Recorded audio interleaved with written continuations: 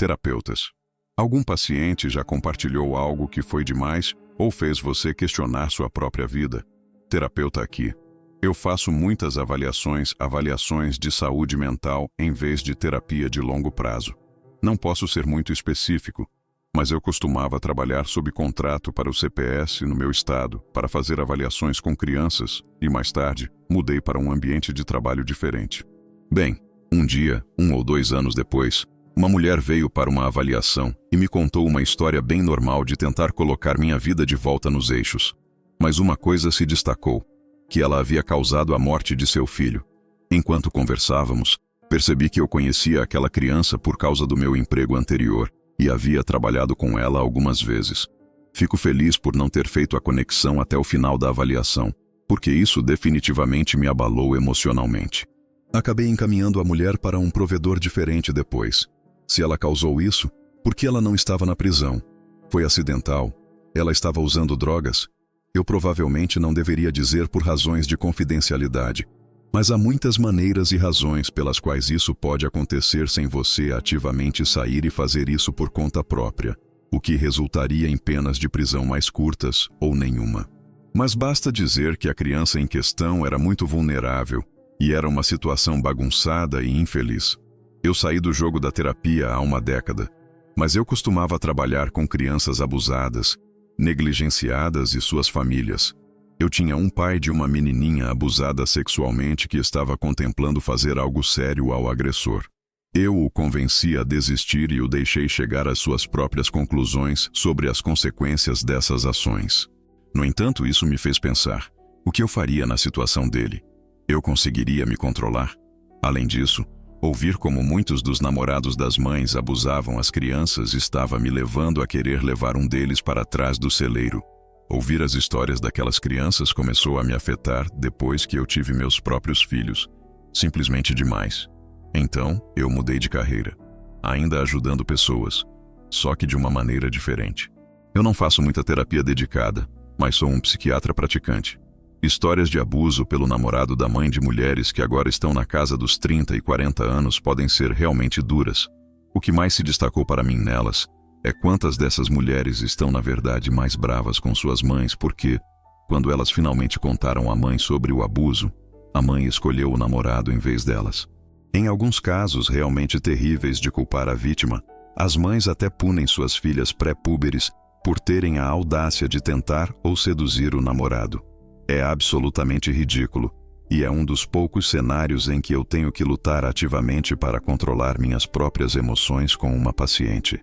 Eu acabei de fazer a transição para trabalhar com clientes mais velhos.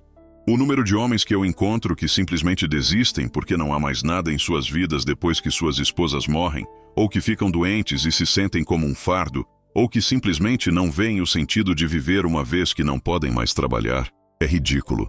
Foi isso que me impulsionou a tentar me envolver com os direitos dos homens, apesar de quão minado isso é.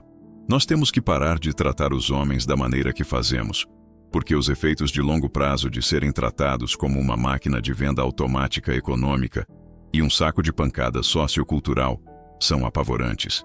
Esses homens têm uma crença profunda de que, se não estiverem se sacrificando por todos ao seu redor, eles literalmente não merecem estar vivos.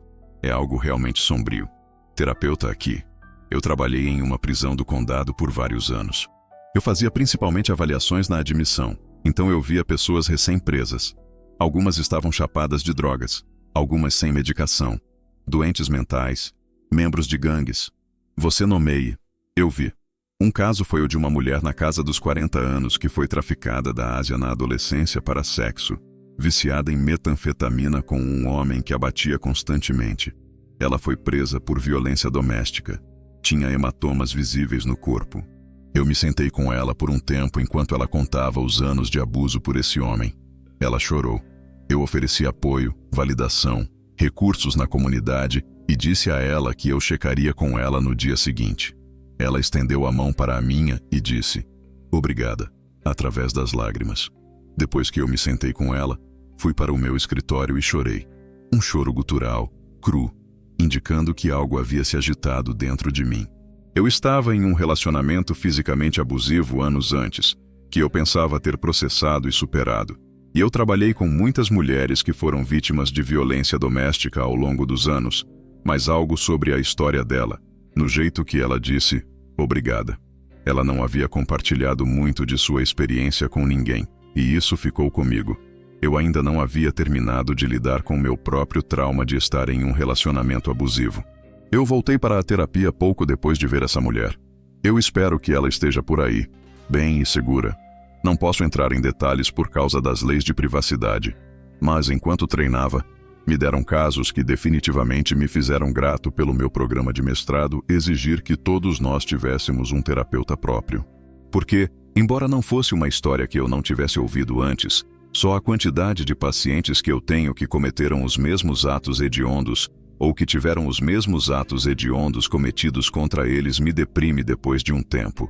É também quando eu sei que preciso pegar esse esgotamento não saudável antes que ele aconteça, porque isso também é perigoso. Terapeuta aqui. Difícil responder a essa pergunta sem ficar desrespeitosamente específico. Mas eu direi que eu luto mais com clientes cujos mecanismos de coping estão presos em culpar os outros por décadas. Eu entendo completamente como isso acontece, e eu tenho empatia por isso, e podemos trabalhar nisso juntos. Mas às vezes o padrão fica tão extremo que os clientes machucam os outros. É quando eu tenho mais dificuldade como terapeuta, descobrindo o que é reportável, muito pouco, e como continuar ajudando alguém cujo sistema de valores ficou tão desequilibrado que eles estão dispostos a machucar outras pessoas e tão ferozmente presos na defesa que eles não se engajarão em trabalho de lesão moral ou trauma comigo. Clientes, pensamentos, automutilação, abuso sexual gráfico, pensamentos selvagens de toque, paranoia leve. Nada disso me afeta mais. Se você está motivado por se preocupar em ser demais, não fique. É para isso que estamos aqui. O cérebro humano é louco pra caramba às vezes. Todos nós precisamos de apoio. Quanto a questionar minha própria vida, absolutamente. A terapia é uma rua de mão dupla real. Coisas que meus clientes dizem me fazem refletir sobre mim mesmo e minhas escolhas o tempo todo, geralmente de maneiras muito adoráveis e interessantes. Eu gostaria de poder contar a vocês algumas das coisas brilhantes e provocadoras que eu ouvi em sessões. É um privilégio tão grande fazer esse trabalho. Isso foi bem no início da minha carreira, quando eu trabalhava em uma clínica. Eu tinha uma paciente que era um pouco mais jovem, por volta de 19 a 20 anos. Eu não vou entrar em detalhes sobre a situação dela, mas ela ocasionalmente experimentava sintomas de depressão e ansiedade. Nós tínhamos um ótimo rapport e ela sempre parecia feliz em me ver e brincava comigo. Nós provavelmente trabalhamos juntos por cerca de alguns meses e tudo estava indo muito bem. Ela era capaz de gerenciar seus humores e conseguia lidar melhor com a ansiedade e estava funcionando muito bem. Um dia, ela disse que precisava tirar alguns meses de folga por causa de uma mudança. Ela agendou sua consulta de acompanhamento e eu sabia que ela tinha seu número de emergência e tudo mais, então eu não estava muito preocupado. Quando ela perdeu nossa consulta de acompanhamento, eu fiquei um pouco curioso. Não era a primeira vez, e enviei um e-mail para checar. Seus pais responderam que ela havia falecido, e embora eles não entrassem em grandes detalhes, parecia que ela foi vítima e tirou sua própria vida. Seria minha primeira experiência real de algo assim, e eu fiquei absolutamente devastado. Ela ficou na minha mente por um longo tempo. Eu revisei minhas notas. Eu refazia cada conversa tentando descobrir se eu havia perdido algo. Eu também estava em aconselhamento durante esse tempo. Era parte do nosso trabalho para novos terapeutas e meu conselheiro me ajudou muito com a integração, mas eu muito questionei se eu era adequado para o trabalho durante aquele período de tempo. Psicólogo em treinamento aqui. Eu escolhi a rota do batismo de fogo em vez da academia pura, já que eu acreditava e ainda acredito que isso me permitiria me tornar um profissional mais completo e compreensivo. Eu tento não considerar nada como sendo demais, mas houve casos que me deixaram pensativo depois. Perdoem a vagueza em partes. É por respeito à confidencialidade. 1. Uma jovem mulher de outro país visitando a clínica ambulatorial. Ela havia visitado no passado, mas voltou devido a eventos recentes aumentando sua ansiedade. Esses eventos no país natal dela. Restos humanos haviam sido descobertos no poço atrás da casa dela. Contexto. Quando ela era adolescente, ela havia sido deixada sozinha em casa com seu irmão mais novo. Seu irmão atendeu a porta para um homem estranho, que então tentou agredir sexualmente ambos. Ela atirou no intruso com a arma do pai, escondeu o corpo no poço e nunca contou a ninguém. 2. Uma cliente feminina que, através da psicose, se convenceu de que é uma pedófila. Ela não tem impulsos sexuais em direção a crianças. Nunca cometeu nenhum ato sexual em direção a crianças, mas se entregou à polícia em múltiplas ocasiões, alegando ser uma pedófila. 3. Trabalhei com uma garota que era apenas um ano mais nova que eu na época. Isso me fez pensar como a vida de uma pessoa pode ir diferente da de outra. Essa garota havia sido criada em um lar adotivo e agora estava sem teto. Ela tinha artrite reumatoide severa desde os 12 anos, então estava em cadeira de rodas. Ela também tinha um vício em heroína. Durante meu tempo trabalhando com ela foi largada pelo namorado e sofreu uma fratura bilateral no quadril. Eu passei cerca de 16 horas no departamento de emergência com ela tentando fazê-la ser admitida. Apesar de todas essas coisas, seu maior problema era sua atitude. Ela insultaria, gritaria, agrediria ou de outra forma afastaria todo mundo. Eu tinha um relacionamento relativamente bom com ela em comparação com os outros. Eu era sincero em nossas interações. Eu havia dito que, se eu suportasse o que ela suportou, eu também estaria bravo com tudo. Que eu não sobreviveria um segundo no mundo dela, mas que ela precisaria de ajuda para sobreviver no meu. Meu mundo nesse caso, sendo um lugar onde você não diz ao médico que está tentando consertar seus ossos quebrados para ir-se. Eu tinha um cliente adolescente cujo amigo havia acabado de ser assassinado enquanto o cliente estava em tratamento residencial. O cliente não estava nem triste nem bravo, apenas calmamente me disse que sabia quem fez isso e ia matar eles assim que saísse. O que me fez questionar foi o fato de que eu podia entender completamente a decisão dele. Esse garoto não era um garoto mau, só um garoto profundamente machucado que foi abandonado por todos que ele já amou. Sua decisão era uma reação lógica, e isso me fez questionar a moralidade de uma forma enorme.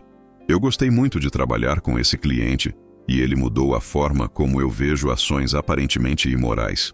Nessa situação, se a pessoa sobre a qual eles falaram acabasse assassinada, você seria obrigado a dizer algo?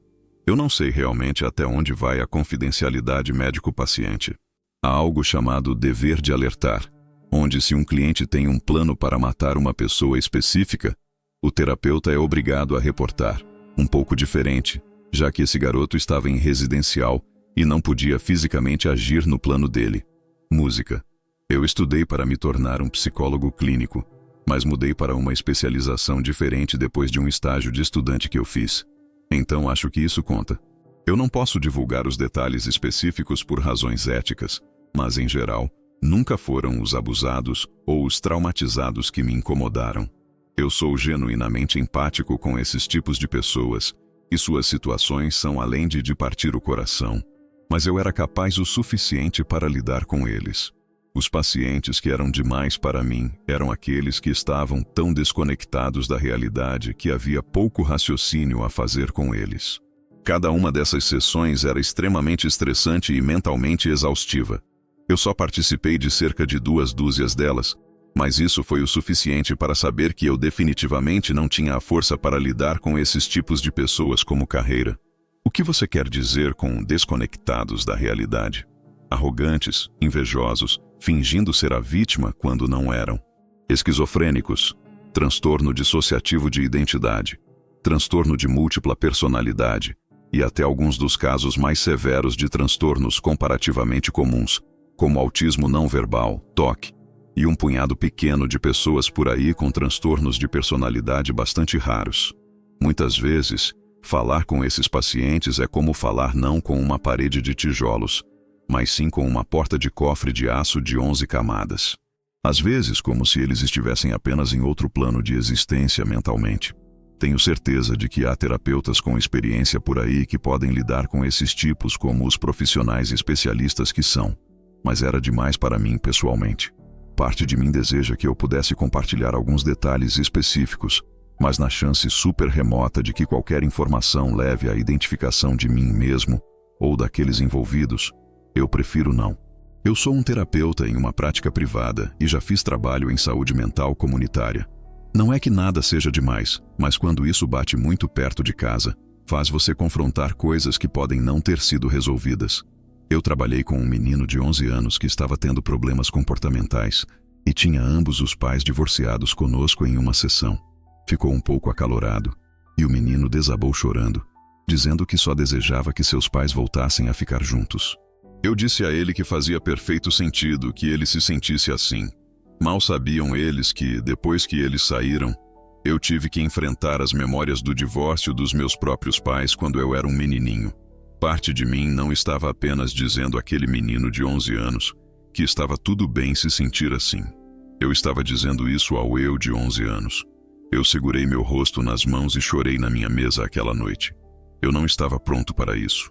Então, para obter um mestrado em aconselhamento de saúde mental, eu tive que fazer um estágio gratuito fazendo terapia para pessoas sem seguro. No meu primeiro dia, minha primeira cliente me disse que não tinha nada pelo que viver, nenhuma vontade de viver, e todos na família dela já haviam se suicidado. Então, ela queria fazer o mesmo. Eu me sentei lá tipo, onde eu começo? Então, eu chamei meu supervisor e ele me mostrou como avaliar se um cliente é um perigo para si mesmo ou para os outros, pelo resto do meu tempo trabalhando com ela. Era tudo o que ela falava. A diretora da clínica finalmente me disse que ela não era mais permitida ter terapia, a menos que concordasse em seguir em frente além da obsessão dela com isso, porque era muito insalubre e ela não estava chegando a lugar nenhum falando sobre isso toda maldita semana. Então, meu segundo cliente no meu primeiro dia de estágio era um homem que bebia 3 garrafas de vodka por dia para manter o status normal. Ele havia tentado reabilitação por anos e insistia que estava bem e funcionando desde que tivesse suas 3 garrafas. No dia seguinte, eu recebo uma cliente que é uma bagunça completa. Ela havia perdido seus filhos e não tinha motivação para fazer nada mais. Ela não tinha emprego, não tinha futuro, não tinha motivação para mudar isso e passava a maioria dos dias apenas olhando para o espaço, odiando sua vida. Escusado será dizer que eu não durei naquele estágio e mudei para obter um PhD em metafísica e psicologia aplicada em vez disso. Não consigo lidar com esse tipo de trabalho. Edição.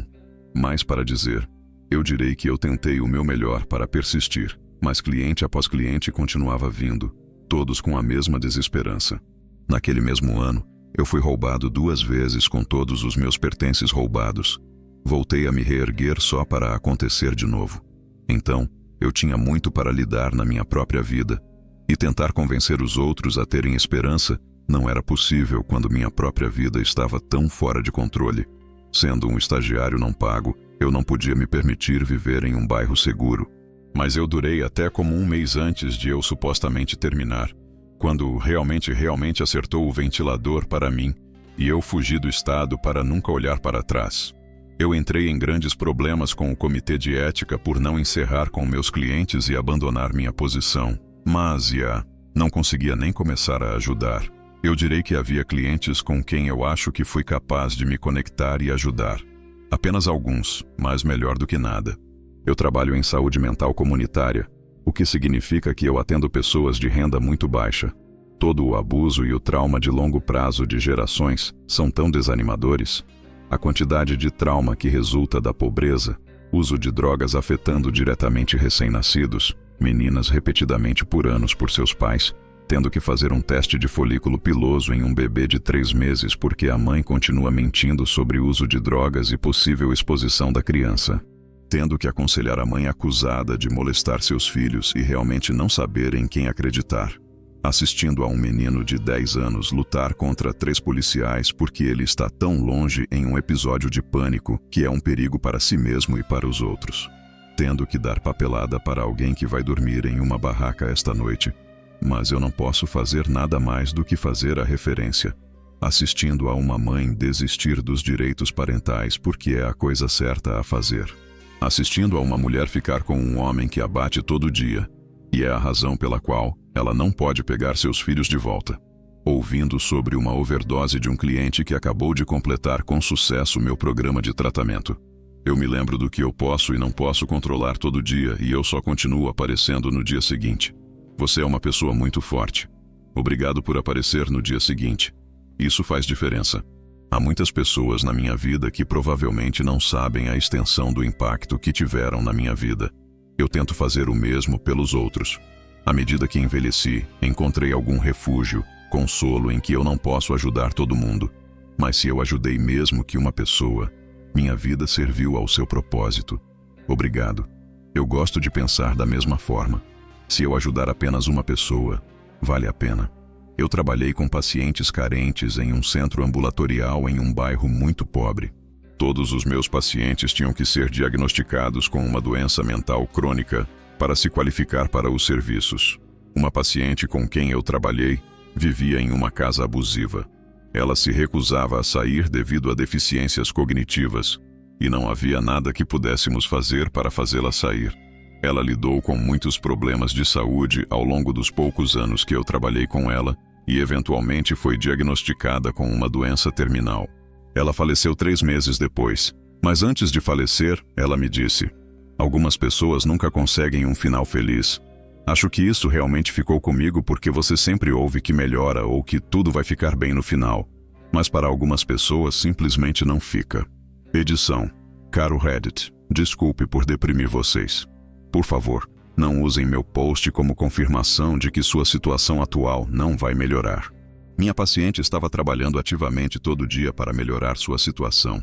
E eu acredito plenamente que se ela não tivesse falecido, ela teria visto os frutos do seu trabalho.